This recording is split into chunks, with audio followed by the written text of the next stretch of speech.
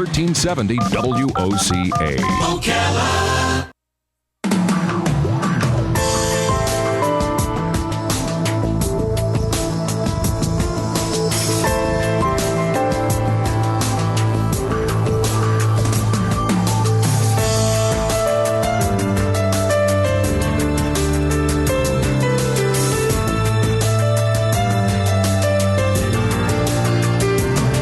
All right, 25 minutes before 10 o'clock. Thank you for tuning in. So let me tell you how Robin and I do what we do. Kind of a little trade secret here. We work with publicists, and the publicists help us in so many great ways because publicists are our gatekeepers. They're the ones who make sure that the cream of the crop make their way to us. And the cream of the crop is in the form of authors, it's in the form of singers and songwriters, it's in the form of movie people, whether they're actors or behind-the-scenes people, politicians, etc. And once in a while, however, somebody will come to us with their own work. They are representing themselves, and I did not have to be concerned with our next guest because we've had him on before. And the concern is always that, oh gosh, I hate to tell somebody no, because I like to give everybody a shot, but it's kind of, sometimes they don't quite do it. And when you don't have a gatekeeper, then you have to be the gatekeeper. And I don't like being the gatekeeper, you know what I mean? Like if I ever became a landlord, I would have to have a property management company because I could never kick somebody out, you know? That would be kind of me. But when Ed Abel came to us, Ed is an attorney here in Spring Hill, actually. Is that where you are? That's where I'm located. That's where you're located. Florida, yes. But you are an author also, and a dentist, which is crazy. A dentist and an author, and you got a cough, and we have some connection. I know we do somewhere. I can't remember what it is now. Anyway, Ed Michael Abel is in the studio on his book. His name is E. Michael Abel.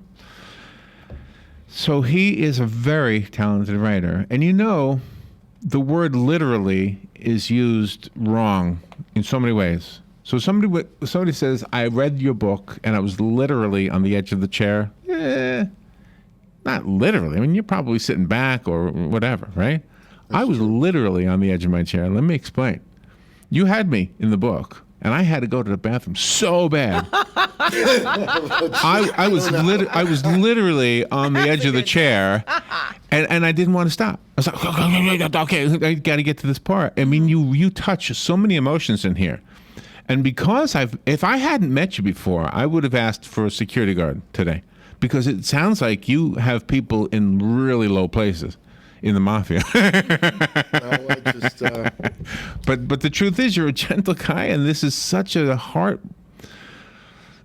strong book, and you deal with so many. I don't think I've told the audience the title. The book is called Scarpelli. It is about Carmine Angelo Scarpelli, who we're going to get to know right now, and then. There's a song and the song fits perfectly with the dying scene between two other characters. That was the most difficult part for me to write in the book. Yeah. Part of the Scarpelli was the relationship between himself and Maria when they first met in church as young kids. And in Italian, there's a phrase, colpo di fulmine, which means you're absolutely thunderstruck, like lightning, when you see somebody for the first time. It isn't like developing a relationship over time, you date. Right. I mean, it was that. And I wrote a lot about that relationship, and then it was getting sort of off point. So I eliminated that, but throughout the book. But see, oh wow! I didn't realize it was something that so on the cutting room floor, as they say. Yes. Well, when they make it into a movie, put it back in. Well, okay. Yeah. Yeah. So right now the audience is in the dark. Tell us the thumbnail sketch of the story in Scarpelli. Well, the story basically is a quasi-sequel. My first novel was flushed out, and I introduced some of the characters. This was difficult in a sense because I needed to introduce the same characters, but I needed Scarpelli to stay by itself, and to function as a novel for first-time readers. So that was a little difficult, introducing or reintroducing the characters, but not too much. The original title was Cocaine and Cantaloupes. And as I started writing, Scarpelli took on a life of his own. And it just became Scarpelli. I mean, that's the essence of the novel. The actual crime is the umbrella, but it was really a personalization of Carmine Angelo Scarpelli. Right. He becomes a tormented widower. He's got family and friends, and it's really a story of a human being, Scarpelli. Funny thing is, as I started to write it, I mean, he was becoming too nice, if this makes sense to you. So I had to put some ruthlessness scenes in there. Isn't this a strange thing that happens to us as we become familiar with so-called bad guys? Yes. Because all of a sudden, you, as a talented writer, now this doesn't always happen, but if it's a talented writer, a talented movie maker, a bad guy suddenly becomes endeared to, and I don't understand why. Some psychologist could explain it. You're already a dentist and a lawyer. Don't do another one. Don't become a psychologist. but you are a sweet guy. So does this is there any way that this is from any experience? I mean, do you have this one is easier to write. When I wrote Flushed Out, and I make references to it because the characters are basically carried over. When I wrote Flushed Out, I was really writing it stepping back as a reader. Scarpelli was much more personal to me. And I'll give you an example. Carmine Angelo Scarpelli's description is really my grandfather. Oh, my. You know, what he looks like. What he looked like, with the Brill cream and everything. Mm-hmm. What he dressed. Well, I've got the pinky ring with the gold channels, and I got the Movado watch, so I incorporated that. So it's a composite. Yeah. But it's really based on this one is on personal, with some fiction thrown in there. But do you know a lot of the language also, and it's like figures of speech, are from my childhood, from New York, and so I'm guessing we have that same background. Do we? Where are you from? The Bronx originally. The Bronx, okay, yeah. So, and that's where this comes from. So, but your grandfather wasn't Scarpelli? I mean, you mean physically the way he looked? Yeah, I needed. What does Carmine Angelo Scarpelli look like? So I used my grandfather as a model. Yeah, right. Yeah, and just other things like one of the characters is Peter Pasta Riccatoni, and when I was a young kid, my accordion teacher was Anthony Riccatelli. So the R stuck in my mind, and so I went from. You still play accordion? Haven't for a long time. I got one in my office. You can pick it up play if you want. Marie for you. Lady of Spain. I have to work. Well, let me ask you this: when you're writing something that makes your reader on the edge of a seat or cry, let me ask the crying question: do you cry? I mean, you're writing it. Do you cry? Did you cry? I was very emotional in the death scene. Yes. It's like you have control. You're the god of these characters. I am.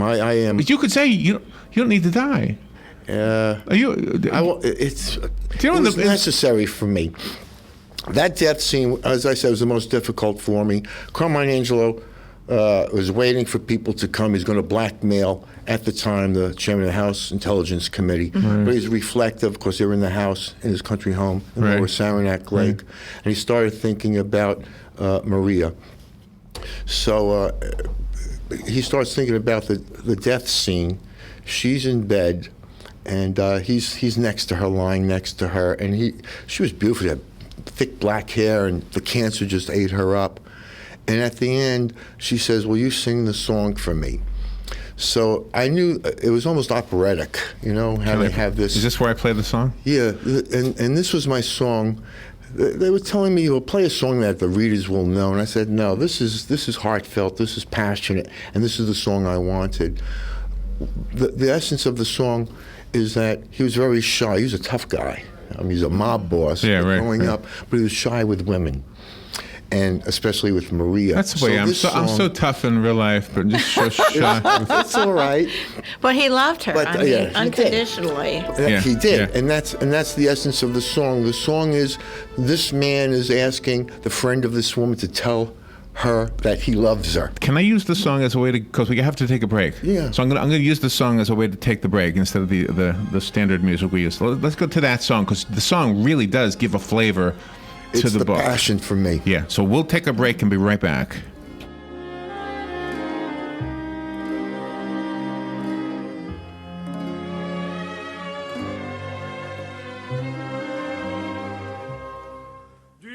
Titencella sta compagna vostra, c'ho perduto suon fantasia,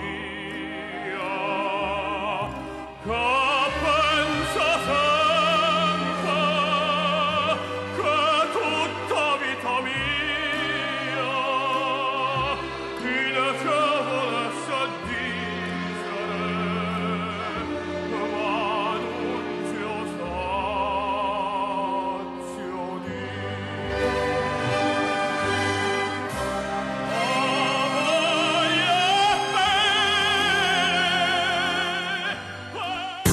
The weather is brought to you by myfwc.com. Safe boating is no accident. It'll be mostly cloudy today with a couple of showers and heavy thunderstorms in the area. Watch for flash flooding. The high today 85 to 89. A shower and thunderstorm early tonight. Lingering clouds later tonight, though 70 to 74. Tomorrow, times of clouds and sun with a couple of thunderstorms around, especially in the afternoon. High 87 to 91. Saturday, more clouds and sun with a couple of thunderstorms. High 87 to 91. From the Florida Weather Center, I'm Joe Lundberg.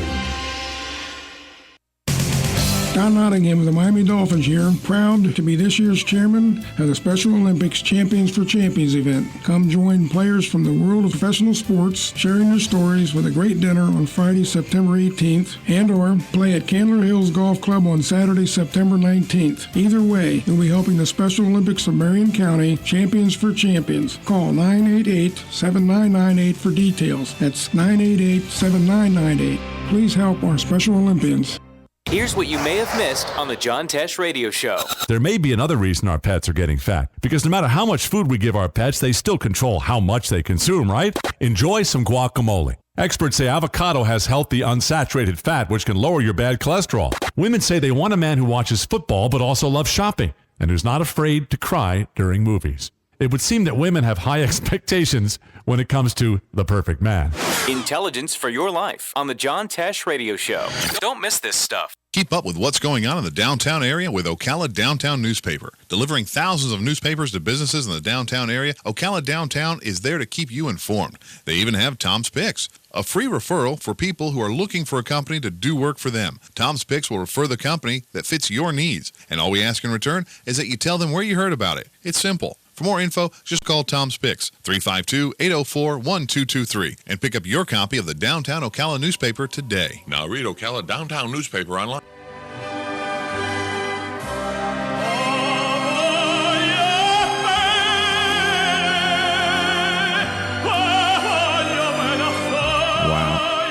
The music, by the way, really is the flavor of the book. When you read Scarpelli by E. Michael Abel, and he has some books that he'll be giving away before he leaves. He's in the studio today. Do you live in Ocala, actually? No. Where is Spring Hill? I'm not even sure where Spring Hill is in Hernando County. Oh, in Hernando County. I'm all over the state with How did you find us?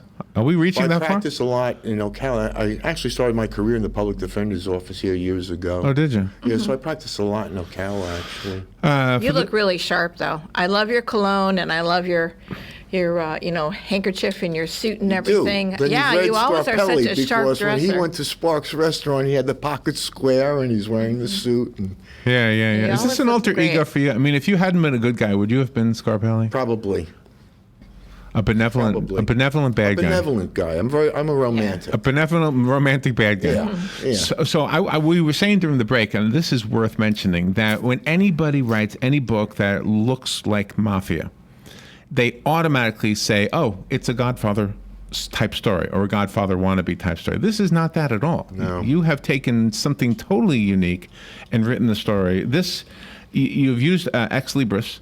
This should be Simon & Schuster. So exactly. I imagine that'll happen next. And then with Bronson's help, it'll be, Universal, something like that? Yeah. As a movie? I can give you my card, so when you contact them, they don't know who to call. And all the publicists we speak to, I don't even understand how that all happens. Because we've had Simon & Schuster authors who are not as good as you. Yeah. So don't ask me. I don't have it figured out. Well, it's you got enough money. Just pay somebody off. Basically. I am not Scarpelli. Tell him Scarpelli's a real guy. Yeah. And he knows them. He has their number. So Scarpelli has your number. Your story is really well written, but you do have twists within the story, from the perceived bad guys to the perceived good guys, and that brings about the internal conflict as well. Yes, and I don't know how to describe it. I think the easiest way is when I write. I'm a dialogue writer because people talk to each other. And I love dialogue. I always tell Robin, I love a book that kind of gets to the dialogue. Yeah. For example, I mean, I could say, like my characters, Pete the Repeater and Pasta go into the Don's den. And I could write, and the beautiful mahogany bar that was carved, was in front of the crystal glasses. And to me, as narrative, I said, no, what do real people do? Hey, Pasta, check this bar out. That's right. Yeah, That's right. Look Well, at and this that's what carving. I mean when I was talking about the way you use the language from the area that you grew up in and that I grew up in. It was like, gosh, I recognize these people. I recognize the way they talk, and you could hear it. I didn't know your grandfather, but I think I was picturing him. Yeah, you can hear it. Yeah. And, I mean, the novel has flowery language in it. Yes. Constantly. But this is how it is, you know. I try to get across, there are a lot of nuances in the book. Like the scene opens up in front of the United Nations building, and they're closing the deal and confirming it. Right. And the capo, one of the capos, Sal Riccatoni, thinks to himself, geez, I really hope this works, because they spent time and money, they blackmailed the chairman of the House Intelligence Committee. But then I wrote, knowing full well he already gave credit to the Don for the flawless plan. Right. You give credit, but he has his own. So there are a lot of subtleties, in the book. This one is. I was right there with him in the dinners and telling the jokes. And as a child, do you remember overhearing conversations that were similar to some of these things? Absolutely. Yeah, Absolutely. Like give us an example. Well, I'll give you an example. When they're eating dinner up in Boston in the North End, I lived in the North End for 12 years also when I was going to law school. But traditionally, they would serve salad last because it would aid in the digestion. I still eat my salad last, actually. But the conversation really was with my mom and me. I said, everybody eats salad first, So things like that, yeah. And as far as the children are concerned, even though the family is into drugs and, not so nice things, they try to protect their own children. They do. For example, the personal, when Nicky, who's Carmine and Maria's son, when he was growing up, he started getting into trouble. And he questioned, because he heard, what's the mafia? And there was a scene where Carmine's talking to Nicky, and he starts asking questions, and if you can picture it in the book, Maria's behind Nicky looking at Carmine, and she's cutting her throat like this. Don't talk about it. But the nuance was that she just had to look at Carmine, and Carmine understood, exactly, because his wife of many years, he finally did, I don't want to give too much away, but he finally did Hard Time in Sing Sing, and he was about to get out. And it was Carmine, as a father, saying, Nicky's going to have to cut this nonsense out because he's going to do a real hard time. And Maria knew instinctively, make sure you keep him safe. And then throughout the whole book, even at the end, Carmine keeps that promise with respect to Nicky and his position in his family. The ruthlessness that can be associated with this type of book is countered by the way Scarpelli is appalled by ruthlessness when it wasn't necessary, like on the little girl. Yes. So talk about that a little bit. Sure. Was it Andrea? Yeah. I remember the little girl. Well, he's principled in terms of crime, like he's talking to Santiago Garcia in Colombia, after a while. Right. But anyway, he's talking about, he said, look, there's crime and there's crime. And I knew a guy who believed that, too. He can't stand home invasions, and I write it. I says, the idea of people coming into old people's homes and hurting them and taking what little they have, it's an insomnia. You just can't. Right. It's just not going to happen. Right. The other example was with, when he gets the pictures of how he goes ahead and blackmails in this case, the DEA agent working for Jack Fitch, he's appalled that she's raped and killed. Right. On spring break. Yeah, no, it's And he's appalled by that. And why? It isn't because he hasn't killed others viciously, but it's the fact that she's an innocent girl. And he was concerned that the same thing could happen to his grandchildren or his... It's a hard thing to get your head around, to understand the way somebody like that thinks, but you enable us to understand it. Thank you. You get to. It's almost like you know the guy. It's almost like you would justify your own father killing somebody because you say, well, I know my dad. There must have been a good reason. Yeah. So not that I would justify it, but no. But this is I wanted to get across, the psyche that these people. The other nuances are also they're not just thugs. Now the idea, for example, of how they were going to move the cocaine to Haymarket in Boston came from Pasta, who was an avid reader, Part of it was like Carmine Scarpelli does crossword puzzles in pen, so these people are educated. One of the crew members who ultimately takes over was a graduate of college. Nobody knew why he went into the I love that rackets. crossword puzzles in pen. Well, yeah, he makes no mistakes. I got that. Very That's smart. pretty cool. The book is called Scarpelli. E. Michael Abel. Abel is how you spell Michael's last name. And you go by Ed as an attorney. I do go by Ed. And Michael as an author. I do the E. Michael Abel. It was an attempt to separate myself, but it's been so good that people. I'm one and the same at this point. Yeah. Have you done any book signings? I have one coming up October 3rd. Where's that going to be? In the Villages, Barnes and Noble. Oh my goodness. Okay. I'm putting together a date and time certain for Barnes and Noble here in Ocala. Oh my goodness. Yeah, so it's been. Let us know so we can mention it. And I'm curious. I'm hoping that readers come up to you after they've read it. Because I would love to be a fly on the wall in that conversation. It's been interesting. Unlike Flushed Out, some have come up to me, have posted me. I got readers in the UK. Ed, you can't make these types of things up. So Right. Does the mafia exist in England? No, but they're avid readers. I've come to discover about, I guess, American crime. Well, didn't the mafia start because of a need to kind of survive? I mean, wasn't there some kind of a logic behind it? Yeah, well, there was. In fact, I talk about it in the book. There's a lot of tales about it. But Sicily had, because of its location, had been taken over by a lot of countries, a lot of different peoples, and the French were particularly ruthless to the inhabitants there. It's hard to believe. So the no offense to the French. The term French Indian mafia, It just seems so gentle. They were bad. The story behind mafia is morte alla Francia, Italia anella, means death to France, Italy cries out.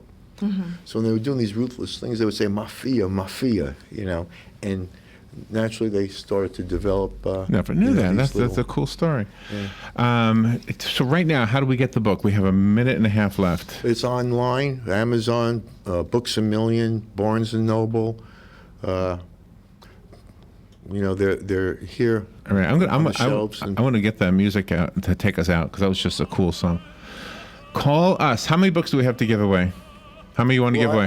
I've got two here. Two? And we have one You have that one you free. allowed I'll us give to you read. complimentary copies, of course. Okay. So if I have two people who would like the book, give us a call right now. Let me take these calls. Boy, they were coming in before I even asked for it. Good morning. You've got the book. Who's this? Beth. Beth, it'll be waiting for you here. And Okay. Thank you. Thank you. Oh my gosh, we're out of time. If we have another person who wants the book, give us a call 622-9622, and it's yours. Ed, good luck with everything you do. Thank you so much for taking the time out. Thank you very much for inviting talk me. to us. I'm just honored, really. I'm sure you'll be on the big shows, and good luck with all of the book signings you're doing. Thank you, sir. We'll be right back.